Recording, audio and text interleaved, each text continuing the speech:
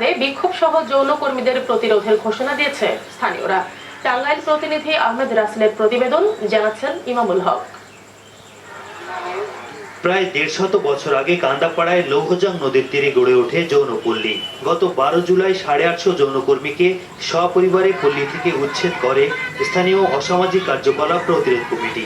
এরপর ৫৬টি বাড়ির মালিক ও সর্দারনীরাও ঘরবাড়ি সরিয়ে নেয়ার কাজ শুরু করেন। এর কয়েকদিন পর থেকে যৌনকর্মীরা আবারও পল্লীতে ফিরতে শুরু করেছে।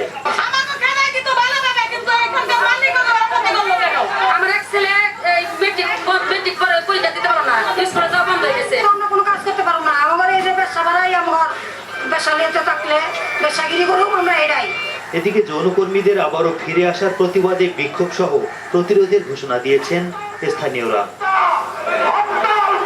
জেলা প্রশাসন জানিয়েছে, ফিরে আসা শতাধিক যৌনকর্মীকে স্থানীয় একটি এনজিও কার্যালয়ে থাকা খাওয়ার ব্যবস্থা করা হয়েছে।